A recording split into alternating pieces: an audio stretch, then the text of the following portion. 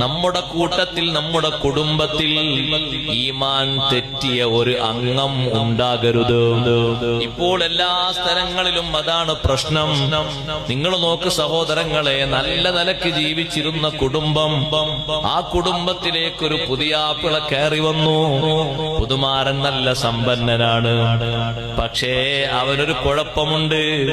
നിസ്കാരമൊക്കെ കൃത്യമാണ് ഉസ്താദേ, നോമ്പൊക്കെ റെഡിയാണ്, ദാനധർമ്മം ചെയ്യാനും ഒരുക്കമാണ്, വിശ്വാസം വികലമാണ്. നഊദു ബില്ലാഹ്, അതിനേക്കാൾ വലിയ രോഗം വേറെയൊന്നില്ല.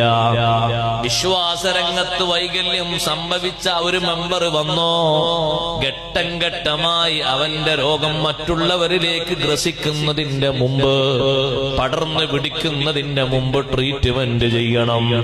അല്ലെങ്കിലോ ഘട്ടം ഘട്ടമായി ഓരോ കണ്ണിയായി കുടുംബത്തിലെ അംഗങ്ങൾ മുഴുവനും ഘട്ടം ഘട്ടമായി അവന്റെ വിദേഹത്തിലേക്ക് പോകും. വിദേഹത്തിലേക്ക് പോയി പിന്നത് കട്ടിയായി നിഫാഖായി മാറും. വിദേഹത്ത് കട്ടിയായി നിഫാഖായി മാറിയാൽ കുറച്ചുകൂടി കഴിഞ്ഞാൽ അത് കുഫറായി പോകും. അല്ലാഹു നമ്മെ കാത്തു രക്ഷിക്കട്ടെ. സഹോദരങ്ങളെ, വിദേഹത്തിന്റെ ചുവയുള്ള ഒരു മനുഷ്യൻ ഒരു കുടുംബത്തിലേക്ക് കയറിക്കൂടി ഘട്ടം ഘട്ടമായി ആ കുടുംബത്തിലെ മൗലിദ് നിർത്തി, സ്വലാത്ത് നിർത്തി, ബദർ ബൈത്ത് നിർത്തി, അസ്മാഉൽ ബദർ നിർത്തി, തബാറക ഓതുന്നത് നിർത്തി, ഇദാ വഖഅത്ത് ഓതുന്നത് നിർത്തി, ഹദ്ദാദ് ചൊല്ലുന്നത് നിർത്തി.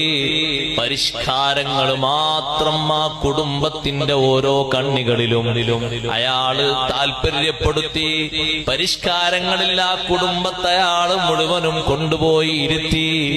ആ കുടുംബത്തിൽ ഒരുപാട് കാലം ഹദ്ദാദ് ചൊല്ലിയിരുന്ന ഉമ്മ ഈ ഒരു പുതിയ മെമ്പർ വന്നതോടെ അവന്റെ ജൽപ്പനങ്ങൾക്ക് കീഴിൽ പെട്ടുപോയിട്ട് ഹദ്ദാദ് റാത്തീബ് ഒഴിവാക്കി. സുബ്ഹാന മൻ ജല്ല ജലാലുഹു, എത്ര പരിശുദ്ധമായ ദിക്റുകളാണ് ഹദ്ദാദ് റാത്തീബിലുള്ളത്. ഹദ്ദാദ് റാത്തീബിലുള്ള ദിക്റുകളൊക്കെ ഹദീസ് കൊണ്ട് സ്ഥിരപ്പെട്ടതല്ലേ.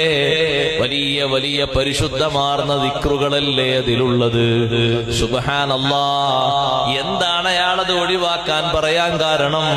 കുറെ കാലമായില്ലേ നിങ്ങളിത് ചൊല്ലുന്നത്, എന്നിട്ട് എന്താ നിങ്ങൾക്ക് നേട്ടം കിട്ടിയത്? ചോദിക്കുന്നു, ഉമ്മ നിങ്ങളെ അസുഖത്തിന് വല്ല മാറ്റമുണ്ടോ? നിങ്ങളെ അസുഖത്തിന് വല്ല കുറവുണ്ടോ? വല്ല പ്രശ്നങ്ങൾക്ക് വല്ല മാറ്റമുണ്ടോ? ഇവിടെ കുടുംബത്തിൽ എത്ര ആളുകൾക്ക് രോഗം വന്നത് മാറിയോ എന്ന സംശയങ്ങൾ ഇട്ടുകൊടുത്തുകൊണ്ട് ഘട്ടം ഘട്ടമായി അത് നിർത്തലാക്കുന്നു.